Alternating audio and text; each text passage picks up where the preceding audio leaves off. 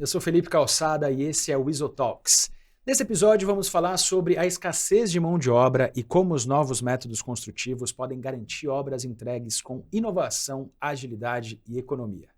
Hoje eu vou conversar com o construtor Anselmo Lira sobre a sua experiência com EPS e como a sua empresa está pensando e se preparando para capacitar as próximas gerações para a construção civil.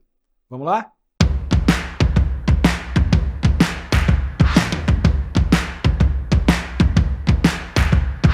Anselmo, seja muito bem-vindo ao Isotalks. Obrigado. Obrigado por aceitar nosso convite. Prazer. E eu queria que você começasse se apresentando para a gente, conta um pouquinho da sua história.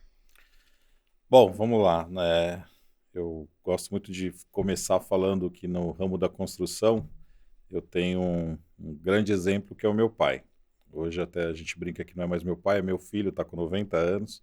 Mas durante muito tempo da vida dele ele trabalhou no sistema de construção e o sistema de construção convencional.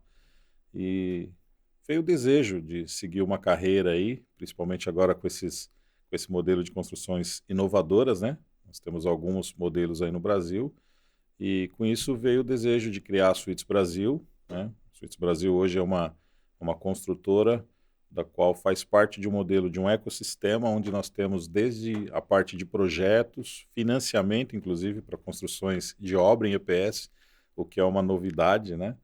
E graças a Deus a gente está trilhando esse caminho aí. E você trabalha com construção há quanto tempo? Já vem com uma experiência aí de 5 anos, né, nesse modelo construtivo, conhecendo, entendendo sobre isso, fazendo a parte de cursos que é necessário, porque faz parte de um modelo inovador ainda, né? Então a gente vê muitos vídeos, inclusive, falando sobre esse modelo construtivo, mas muito informal, né, muito empírico ainda, né? Então, a Suites Brasil tem menos tempo ainda de mercado, porque justamente por ser uma construção inovadora, nós entendemos que era necessário aí começar da maneira correta e com CNPJ, tudo bonitinho, tudo certo, mas já prestávamos consultoria antes desse período. E você estava me contando aqui antes que a sua empresa tem um viés social também, né? Conta pra gente um pouquinho dessa história. É verdade. Esse eu falo que é um projeto que nasceu no nosso coração, quando nós um dia entendemos aliás, foi nos feita uma pergunta referente ao que nós sabíamos, o que aconteceria, ou o que acontece com jovens, o que acontece com jovens que não conseguiram ser adotados depois dos 18 anos. Foi uma pergunta meio aleatória, mas tocou fundo no nosso coração quando a gente entendeu que até os 18 anos eles são responsabilidade do Estado e após isso eles não têm vínculo familiar, são diversos problemas, e aí eles são adotados pela Cracolândia, por prostituição e vários outros problemas que a gente vê, infelizmente, hoje na sociedade que nós temos. E a partir daí nasceu o desejo de trabalhar com esses jovens, de ter um centro de profissionalização, mas antes até da profissionalização, da socialização, porque são jovens com problemas sérios de saúde, de revolta, de desprezo, de abandono, né?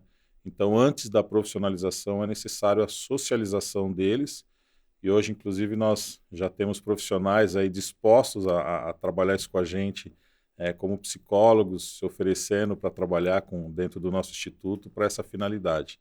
Então, é algo que está nascendo ainda, né? Tá bem embrionário, mas nós temos absoluta convicção de que isso é um projeto bastante diferenciado e que vai ter um resultado muito, muito importante para a sociedade. Então a ideia é, além de capacitar esses jovens, né, esses adultos, é também criar uma rede de apoio e acolher eles, né, num âmbito maior, né?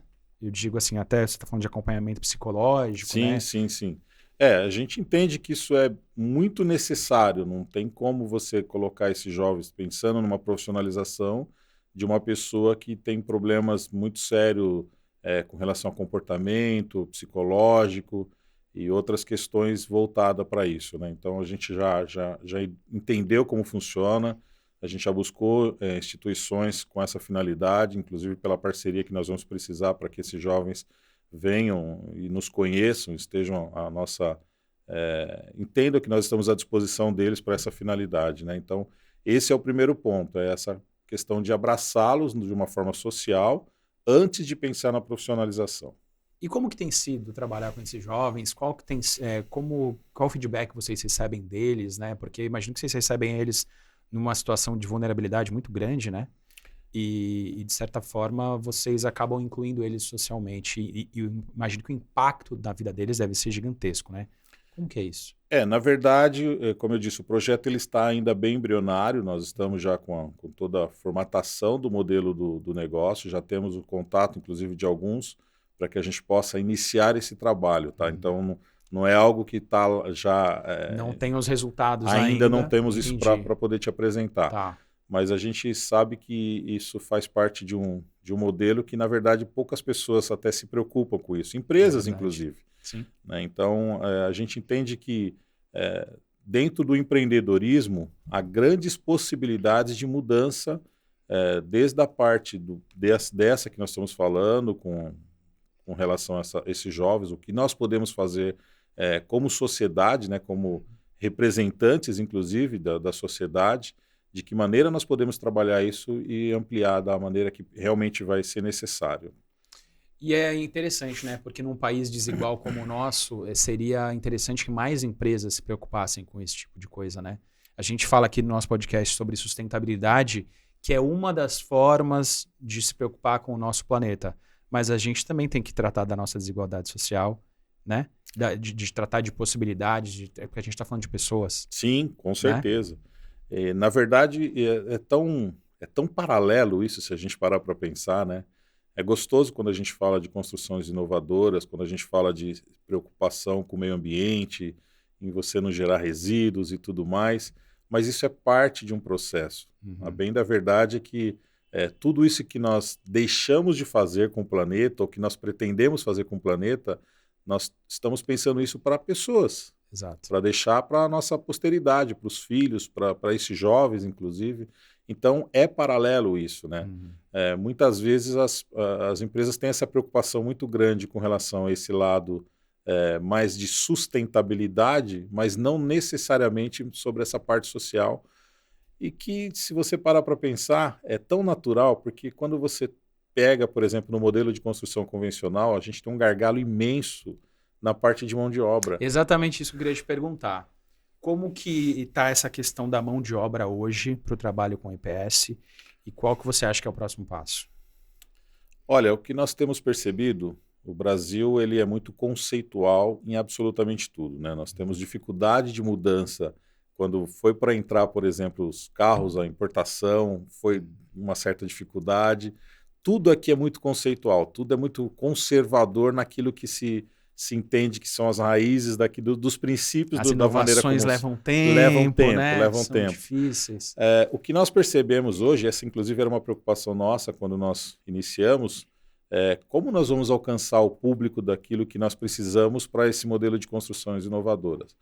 Mas, na verdade, até nos surpreendeu bastante, porque nós temos percebido que o déficit que você tem no modelo convencional, que é essa questão de mão de obra, o tempo que você leva no modelo convencional, são muitas coisas que fazem com que as pessoas busquem, não necessariamente pelos mesmos propósitos daquilo que nós oferecemos e estamos falando aqui, por exemplo, Sim. com relação à parte do meio ambiente, do respeito, não necessariamente por isso. Muitas vezes é uma questão de custo-benefício, exatamente, de pensar que vai ser mais barato e vai ser mais rápido. Exatamente.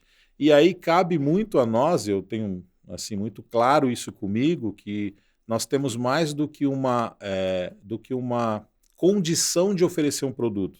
Nós temos a oportunidade de formar novas consciências com relação a isso, que é o que faz parte desse crescimento.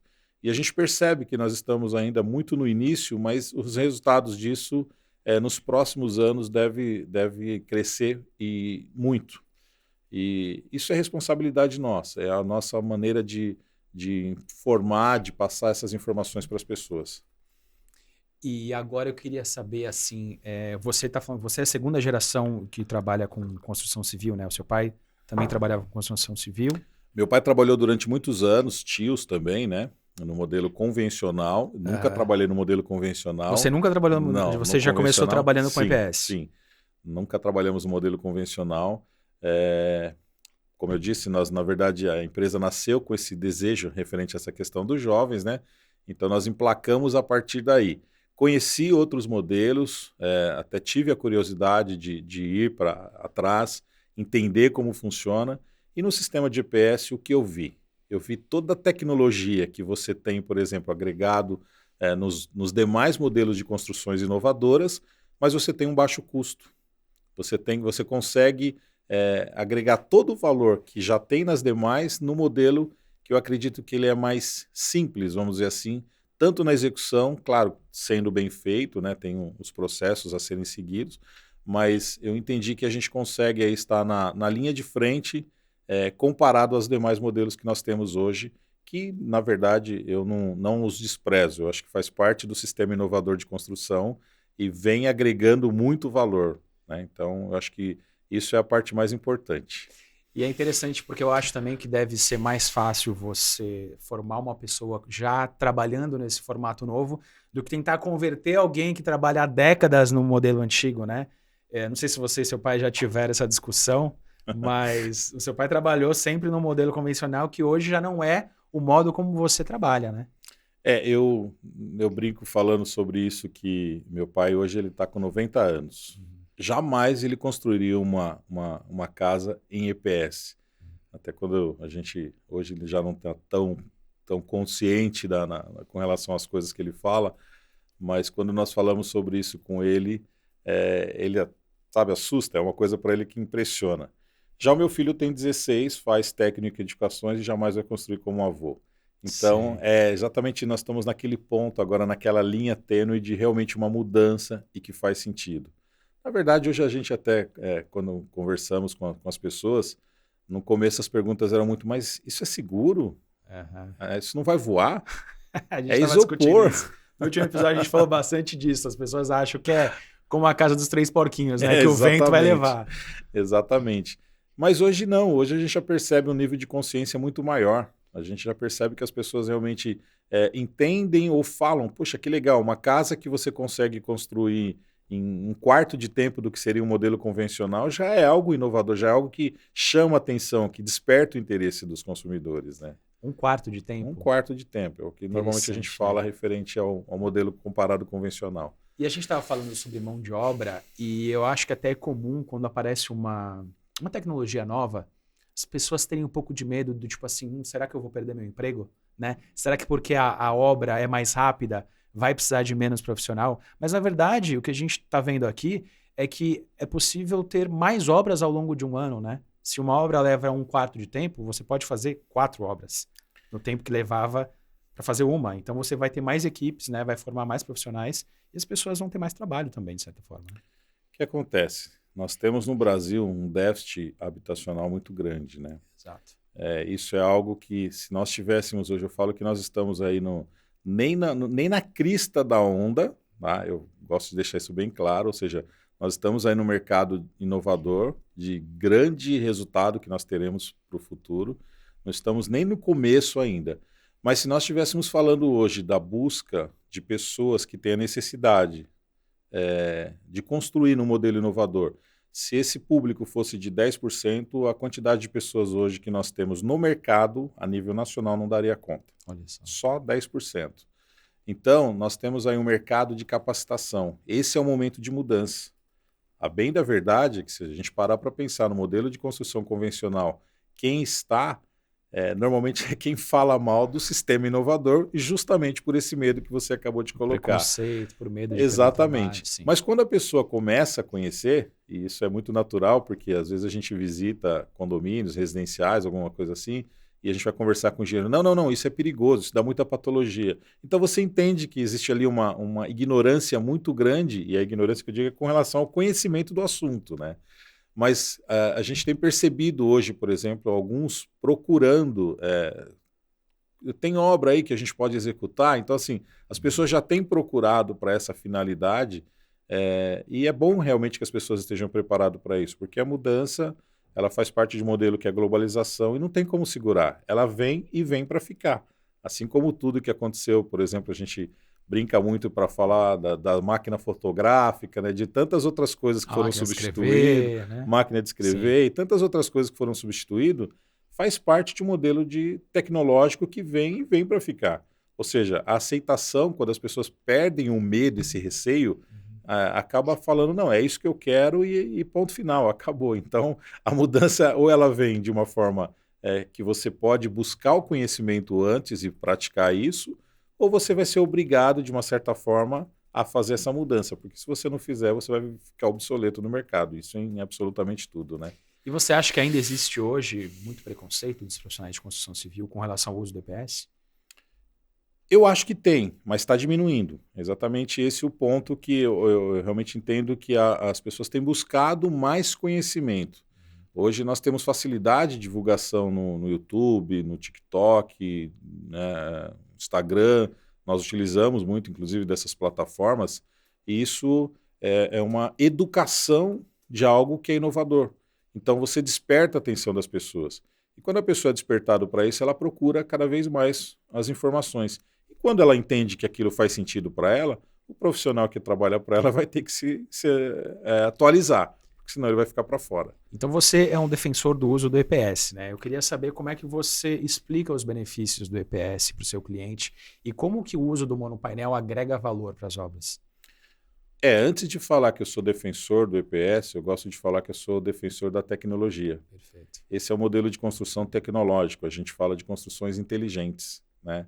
Então, quando você compara, por exemplo, o que você tem com base no que tem do convencional e falando de modelo de tecnologia como construção em EPS, parece até assusta de a pessoa ainda achar que o modelo convencional tem algum atrativo e não tem. Na verdade, a gente fala aí de um modelo onde você já parte de uma fundação que não precisa ser uma fundação profunda. Claro que isso depende sempre do tipo do terreno, mas para a gente pegar, por exemplo, no modelo convencional, a gente fala de um modelo de radier. Então você consegue fazer a execução disso e tempo de secagem, tudo em menos de 30 dias para você começar a fazer a montagem, que a gente brinca que é um Lego gigante, né? Então, assim, você não precisa de muitas pessoas para fazer esse trabalho. Então, você tem uma diminuição da mão de obra, você tem uma diminuição do tempo que você tem aí para contabilizar de mão de obra a ser paga num determinado período. Então, são muitos valores agregados, né? Hoje, nós temos tido no Brasil climas aí muito absurdo. Nós chegamos a ter 40 graus em cidade que nunca bateu 37 graus, 36 graus. Eu sou da cidade de Jundiaí, então eu posso falar isso com muita tranquilidade. E quando você tem um clima de 40 graus, se você está num sistema convencional, o teu custo com ar-condicionado acaba quase que triplicando. No modelo que a gente fala de construção em EPS, você consegue ter uma casa térmica, uma casa um clima muito agradável para você, tanto de dia quanto à noite para dormir, né? Então, eu falo que os valores agregados, aquilo que você tem no sistema de construção em EPS, não dá para se comparar com o sistema convencional. Você tem aí uma obra, como eu falei, você consegue construir uma obra em 4 meses, que no modelo convencional você gastaria 12, 13, 14 meses. Sim. Né? Então, não faz sentido as pessoas não conhecerem um modelo construtivo que só tem muito a agregar desde o princípio. Por exemplo, a casa convencional, falei do meu pai que tem 90 anos, ele mora numa casa antiga. Eu me lembro quando criança, você precisava tirar uma blusa de dentro do guarda-roupa, você tinha que deixar no sol para poder, depois de um determinado tempo, poder utilizar ela. Por quê? Por causa de mofo, umidade. Sim, o sistema eu sei como é isso, eu sou de Santos, eu sei bem então como você é essa sabe questão muito do bem mofo, do que a gente está falando. Já no sistema de EPS, a possibilidade de você ter algum tipo de umidade na casa, de ter algum incômodo com isso, é praticamente zero. Então, assim, não tem comparativo. Quem não sabe que as casas, por exemplo, que têm umidade, geram problema de doenças respiratórias. As crianças, normalmente, têm muito esse problema com relação a isso. Então, são muitos valores agregados. Não dá para comparar com o sistema convencional. E além de todo esse ganho de produtividade, né, de economia de tempo e dinheiro na fase de construção da casa, tem também essas vantagens para quem mora, né? Que a gente está falando aqui, do conforto térmico, do conforto acústico, tudo isso, né? Então tem um impacto também na qualidade de vida da pessoa que vai morar naquela casa. Com certeza. Isso quando nós estamos falando só da parte do que representa, exatamente como você falou, quem vai morar na casa, né? Fora falar a parte de meio ambiente, dos desperdícios que você deixa de ter, de mão de obra, por exemplo, de um carpinteiro para fazer a parte de caixaria, você já não tem mais a Gasto de necessidade de madeira que ter, se tem né? normalmente, né? Então é uma contribuição com o meio ambiente, é uma contribuição com a Aquelas pessoa. caçambas de entulho que a gente vê na frente das obras, né? Olha, nós podemos falar que no modelo de obra convencional a gente tem aproximadamente 98% de desperdício. 98%. No nosso modelo construtivo, se bem trabalhado, você chega a 5%. Caramba, é muita diferença, hein? Dá para entender por que eu sou tão entusiasta do modelo Sim. construtivo de EPS? É muita diferença. É muita coisa, é muita coisa. Você falou agora há pouco dessa questão que é quase como se montar um Lego, né? E as pessoas ainda têm um pouco de dúvida com relação ao ICF ou monopainel. Então, eu queria que você esclarecesse para a gente um pouco quais as diferenças entre os dois. Tá.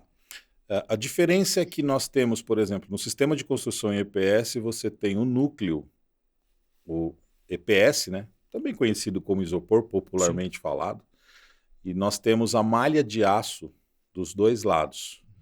E quando nós vimos com a parte do embolso, do chapisco, do reboco, propriamente dito, então você tem a resistência dessa malha de aço para segurar esse material, que é o material de preenchimento, tá? Então, ali você forma todo o núcleo, que é a parede que nós temos de 14 centímetros.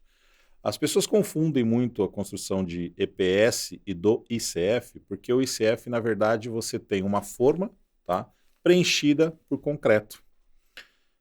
Isso lembra o quê? Um muro de arrimo. É o que você precisa, por exemplo, para sustentar um muro de arrimo, que é um muro que tem um custo muito alto, ou seja, uma construção onde você tenha uma concentração enorme de concretagem na parte interna dela e o revestimento de EPS, você não pode falar que uma construção dessa é uma construção inovadora. Eu diria até que ela faz parte de um modelo convencional. Tá? Então, e um problema sério que tem tido referente a isso no ICF, e não querendo falar mal do modelo, porque eu gosto de modelos de construções inovadoras, mas algumas vezes as pessoas precisam fazer alguma correção daquilo que tem sido feito, né? Então você tem, por exemplo, no ICF, o lado de fora, o concreto fica no meio, e você tem essa canaleta onde é preenchido. E tem gerado muito problema com relação à parte de patologia, porque não tem sustentabilidade para a parte desse revestimento, ou seja, quando você tem o reboco nessa parede, tem gerado muito desplacamento. Mas o que pode causar essas patologias? Na verdade, a diferença do modelo. Nós temos, por exemplo, no EPS, a malha de aço que tem a sustentação do material de apoio. Então, quando você faz esse revestimento, você tem ali onde você tem a segurança de que esse material não vai se desplacar. Tá? Então, no ICF, o modelo é diferente. E no monopainel tem essa malha de aço. No monopainel é exatamente dessa maneira que é preenchido, né? Então, você tem aí o chapisco, o embolso e o reboco para essa finalidade. No ICF, a parte de fora é o isopor liso. Então, não tem como você ter amarração desse material. Então, está acontecendo muito desplacamento. Entendi. Eu conheço construtores que iniciaram com esse modelo construtivo e já desistiram. Caramba. Bom, a gente está falando aqui de inovação o tempo todo, né? E a gente fez até um paralelo de tecnologias que não se usa mais, como telefone sem fio, máquina de escrever, tudo isso que já está ultrapassado, né? E por que as pessoas ainda insistem em usar um método que você falou que é um desperdício absurdo, né? E não abrem a cabeça para uma tecnologia que já está aí disponível. Então, de repente, queria pedir para você tentar mandar um recado para esses profissionais que ainda não adotaram o EPS e o monopainel. Assim como se nós pegarmos a empresa que era de fotografia, a Kodak, não é? Fotótica, Kodak, Fotótica, todas essas empresas, quando chegou um modelo de máquinas digitais, sim, eles tiveram uma resistência e eles eram dominantes do mercado. Infelizmente, eles foram sucumbidos, eles desapareceram. Então, tecnologia é algo que nós sempre vamos ter. Aliás, nós dormimos e acordamos e temos novidades tecnológicas sempre. Então, quem não tiver realmente pensando nisso, quem não tiver focado em trabalhar, em atender da melhor forma possível o seu cliente, quem estiver achando que isso vai permanecer para o resto da vida, vai ter um problema, porque aquilo que vem como tecnologia vem para ficar. E o pessoal que trabalha com você, o seu time de construtores, eles também percebem essa diferença? Eles também são defensores da tecnologia? Sim, essa é uma educação que a gente fala de berço, né? Então tem que vir de nós para que eles possam realmente entender dessa maneira e principalmente comecem a entender quais as diferenças, o que isso impacta de uma forma direta, tanto para o cliente dele, né? Para quem está realmente buscando para o cliente dele, ou para ele mesmo que vai construir, e aí ele percebe o quanto ele tem de vantagem. Então, o medo é o princípio de absolutamente tudo, mas depois que você mergulhou, você percebe que a água é tranquila. E você acha que esse é um diferencial da sua empresa hoje? É justamente trabalhar com tecnologia? Com certeza, nós nascemos para essa finalidade. Eu digo que a empresa ela ainda está engatinhando, ainda é um bebê, mas o mercado também sobre esse modelo construtivo tem um mercado ainda muito grande, há um alcance muito grande para nós irmos e vamos estar lá, com certeza. E como que os clientes estão reagindo a essas inovações? Como é que eles estão recebendo tudo isso? Olha, essa é a parte que mais agrada, essa é a parte que até emociona, né? Se a gente parar para pensar, quando você atende, por exemplo, uma pessoa que ela fala, nossa, faz 3, 4 anos que eu conheço esse modelo e estava procurando uma empresa para me atender nesse modelo construtivo. Então, a gente percebe que as pessoas hoje, elas, como eu falei, né, elas começam a conhecer e elas começam a busca. Em busca de empresa que ofereça tecnologia, que ofereça recursos para essa finalidade, né? Falei, por exemplo, do financiamento, o sistema de construção em EPS ainda não tem da TEC. A Suítes Brasil hoje consegue trabalhar com financiamento para construções em EPS. Então, assim, é atrás da tecnologia, né? Então, nós fizemos uma parceria com a Fintech e nós temos isso para oferecer para os nossos clientes.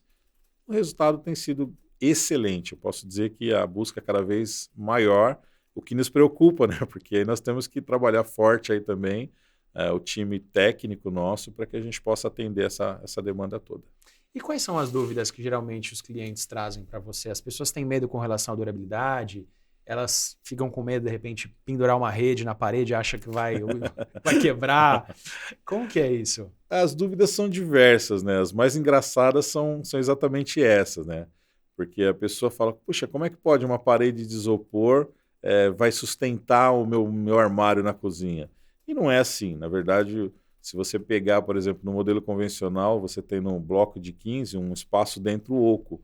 O nosso, a gente tem um EPS que vai dar o conforto térmico, o conforto acústico, mas toda a estrutura nossa é a malha de aço, né? Malha de aço que é galvanizada, que é eletrossoldada, e isso faz uma diferença muito grande quando a pessoa tem uma parede pronta. Ou seja, você tem uma resistência muito maior numa parede de EPS do que numa construção convencional.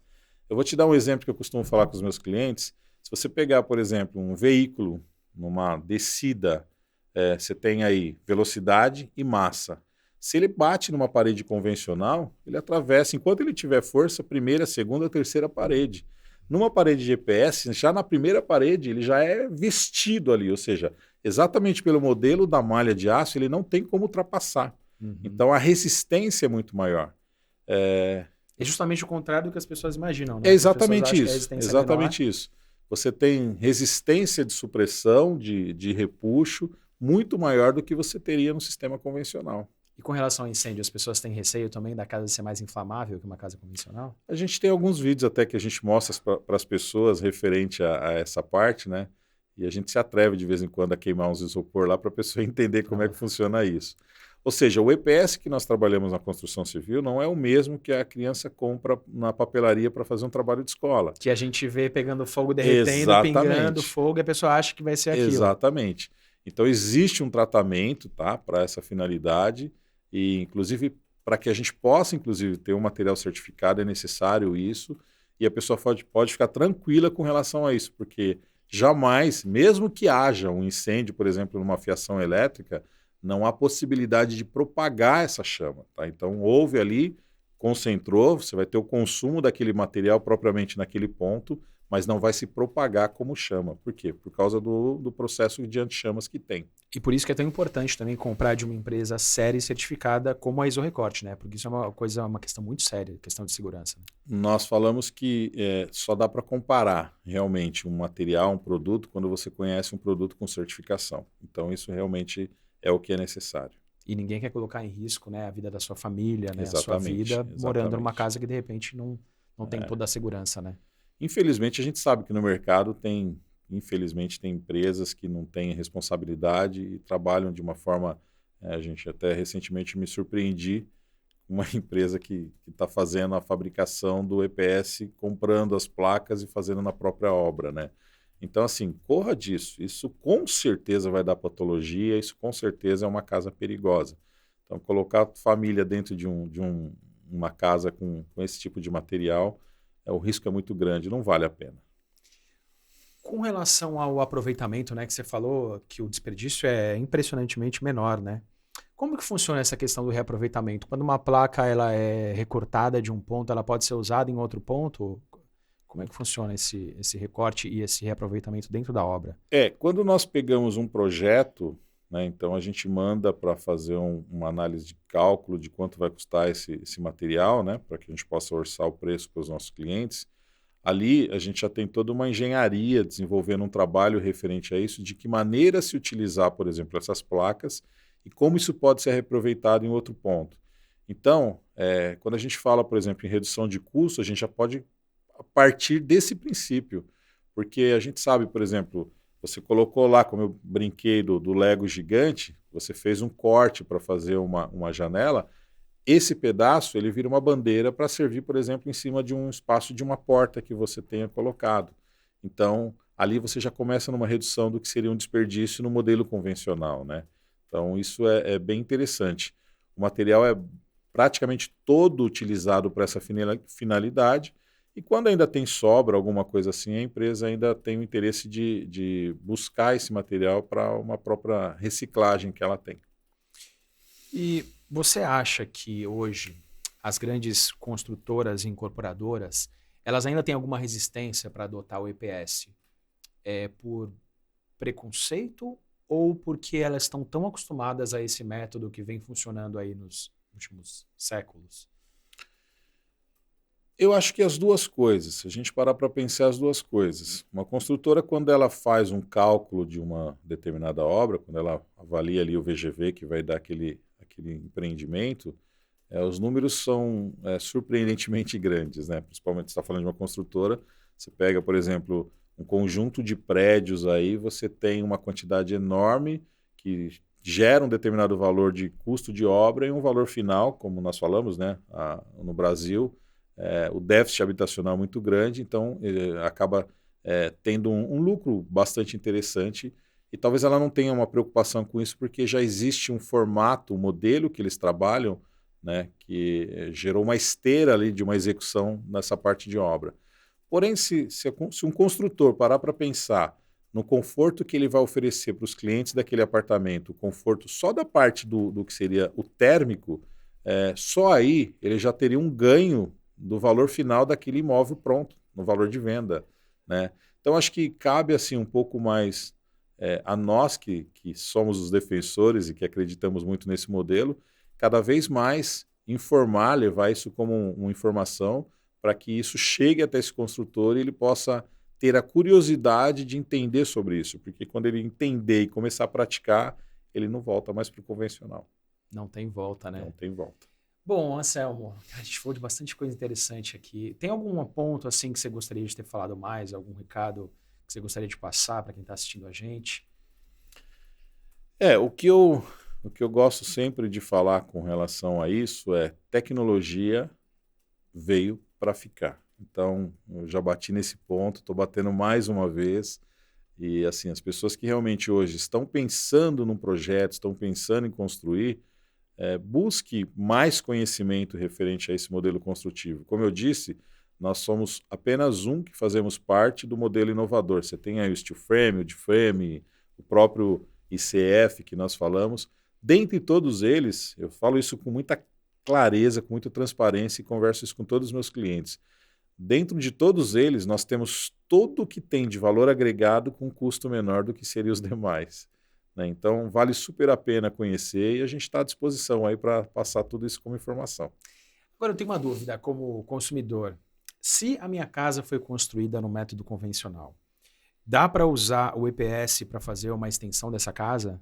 é possível combinar uma construção com EPS em uma construção já pronta? Na verdade, você tem uma vantagem enorme quando você busca, e aliás, nós temos muitos clientes que buscam exatamente isso, porque está construído, por exemplo, a parte de baixo convencional, a família aumentou, ou a casa foi vendida, essa que veio é maior, e a pessoa pensa em construir na parte de cima. Quando a gente fala, por exemplo, de uma construção superior a uma casa convencional, isso é super interessante porque o EPS ele é híbrido, né? Então você consegue utilizar ele com outros modelos construtivos, que ao contrário já não funciona da mesma forma. Mas, por exemplo, você tem uma parede que vai, ou melhor, uma casa, ou a parte superior dessa casa, que vai ter uma carga maior, se você comparar isso ao modelo convencional, é uma carga 50% menor do que a de baixo. Então, vamos tentar explicar isso aqui de uma forma mais clara. Você tem num metro cúbico do sistema convencional na faixa de 250 quilos. E você tem num metro cúbico do EPS na faixa de 130 quilos. Você tem bem menos peso. Então, nós estamos falando do quê? Da metade do que seria o modelo convencional. Então, claro que vale a pena você ter na parte superior da tua casa uma construção em EPS. Perfeito. E qual que você acha que é o futuro da construção civil? A construção civil no Brasil, ela faz parte da terceira economia, né? Hoje nós falamos de mais de 200 milhões por ano de investimento do que gera a construção civil de modo geral.